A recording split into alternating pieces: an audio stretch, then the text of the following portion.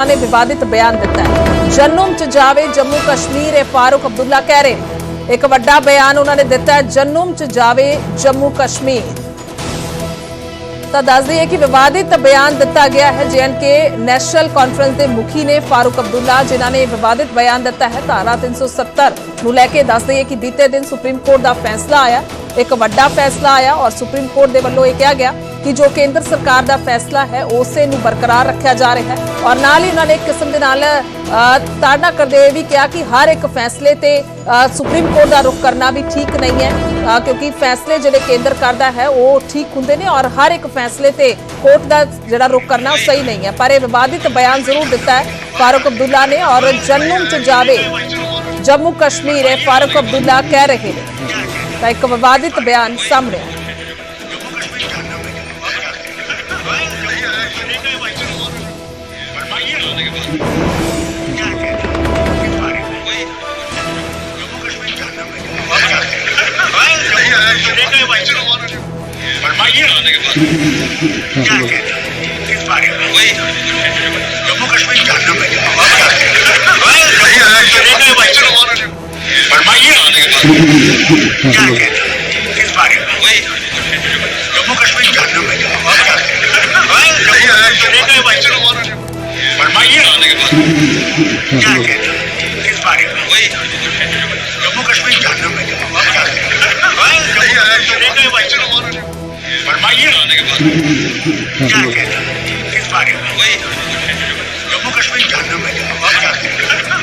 शैलेंद्र वांगू मेरे सहयोगी फोन लाइन पे ने। शैलेंद्र, ये बयान तो हम सुन रहे हैं लेकिन ये कुछ सेकंड्स का क्लिप है, इसके आगे क्या सवाल हुआ या फिर क्या पूरा जवाब था ये भी आपसे जानकारी चाहेंगे। हालांकि अपने आप में ये बयान विवादित है। देखिए गुरजोत, ये जाहिर तौर पर कि विवादित बयान है जहां पर श्रीनगर से जो सांसद हैं फारूक अब्दुल्ला और नेशनल कॉन्फ्रेंस के अध्यक्ष हैं उनकी तरफ से ये बयान सामने आ रहा है। हालांकि जब मीडिया उनसे बात कर रहा था आपसे कुछ देर पहले संसद के अंदर, उस वक्त उन्होंने ये विवादास्पद बयान दिया है जहां पे उन्होंने जम्मू कश्मीर को लेके टिप्पणी की है। हालांकि आपको याद दिला दें कि कल ही हमने देखा कि किस तरह से सुप्रीम कोर्ट ने जो फैसला सुनाया है संविधान पीठ ने, उसके बाद कहीं ना कहीं ये फ्रस्ट्रेशन दिखाई दे रही है जो कश्मीर के नेता इस तरह की बयानबाजी कर रहे हैं। अभी तक हमने उमर अब्दुल्ला, महबूबा मुफ्ती, गुलाम नबी आजाद, तमाम जो बड़े नेता हैं उनकी तरफ से कमेंट सुने थे, लेकिन ये जो बयान सामने आया है फारूक अब्दुल्ला का, ये विवादित है और जाहिर तौर पर ये फ्रस्ट्रेशन दिखा रहा है अपोजिशन पार्टीज की।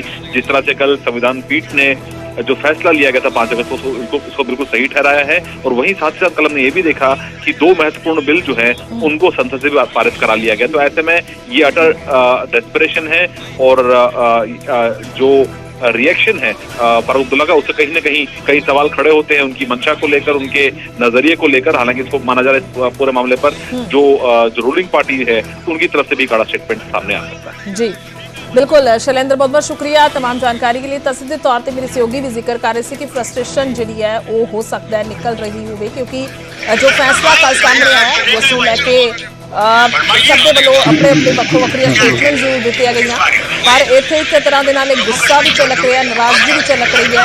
पर बयान अपने आप के विवादित है। जन्नूम च जावे जम्मू कश्मीर इस किस्म का ये बयान दिता गया है, तो उसनों लैके हुण उड़ीक रहेगी कि कुछ इस ते जिहड़ा जवाब है वो आंदा है होर जिहड़े लीडर्स ने उन्हां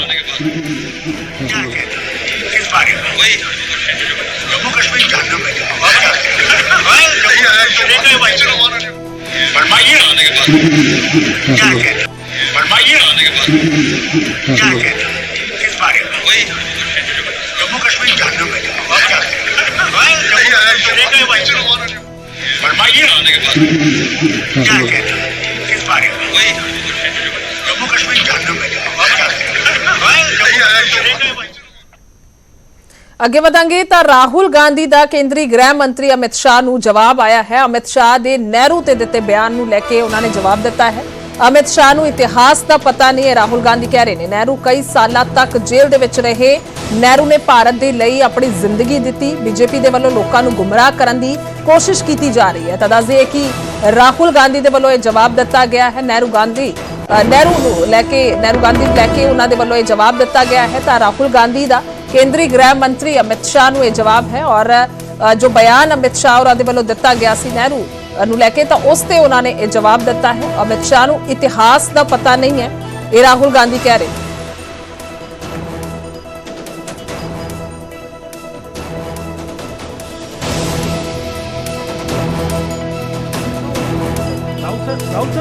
अमित शाह इंटीग्रेशन बिल आया, उसमें पंडित नेहरू को बहुत ज्यादा क्रिटिसाइज किया गया। ये तक कहा गया होम मिनिस्टर के द्वारा कि वही जिम्मेदार थे और गलतियां उन्होंने करी, ब्लंडर उन्होंने किए। किन्होंने? पंडित नेहरू को। पंडित नेहरू ने मतलब अपनी लाइफ दे दी,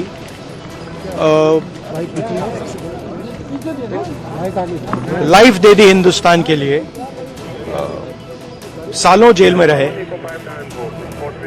अमित शाह जी को शायद हिस्ट्री नहीं मालूम, वो तो मैं एक्सपेक्ट ही नहीं कर सकता हूं कि उनको हिस्ट्री मालूम। वो तो हिस्ट्री को रीराइट करते रहते हैं। ये पूरा का पूरा डिस्ट्रैक्ट करने का है।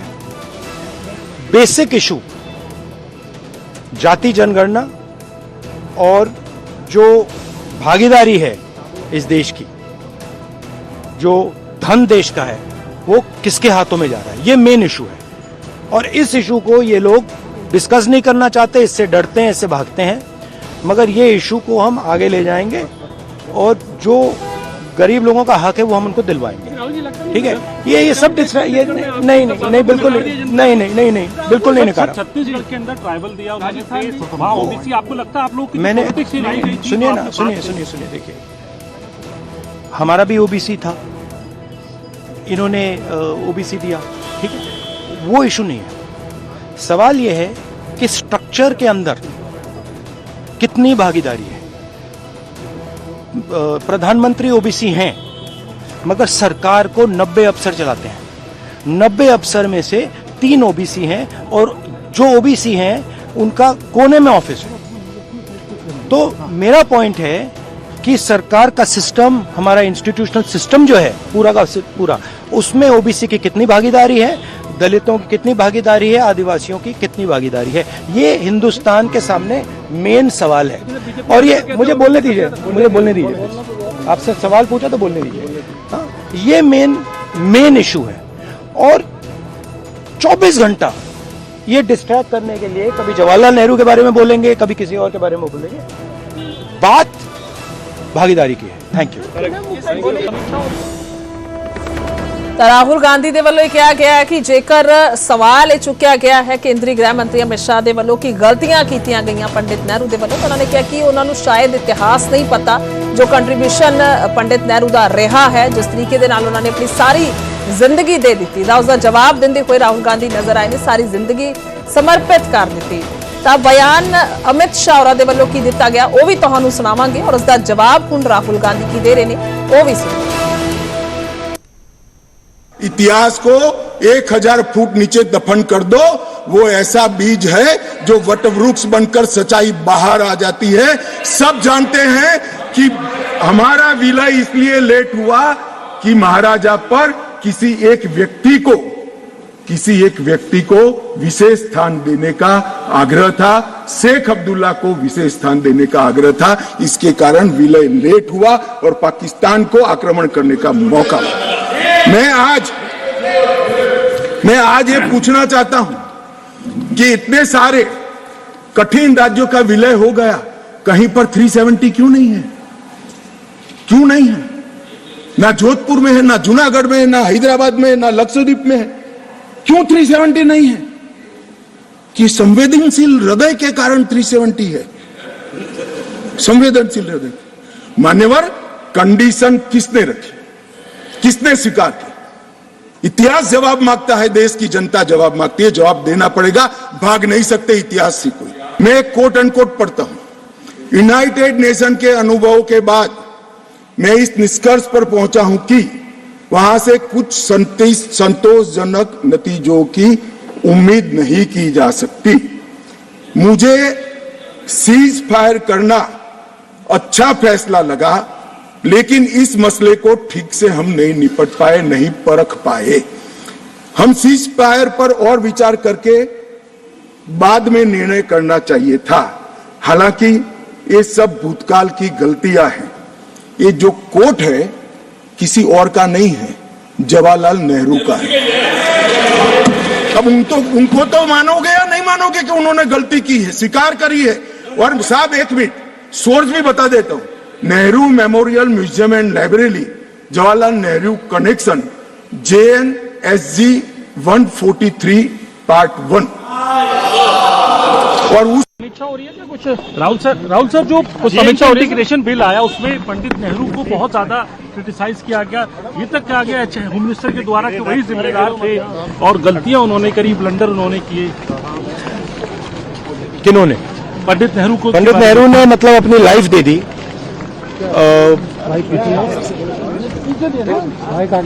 लाइफ दे दी हिंदुस्तान के लिए, सालों जेल में रहे। अमित शाह जी को शायद हिस्ट्री नहीं मालूम, वो तो मैं एक्सपेक्ट ही नहीं कर सकता हूं कि उनको हिस्ट्री मालूम, वो तो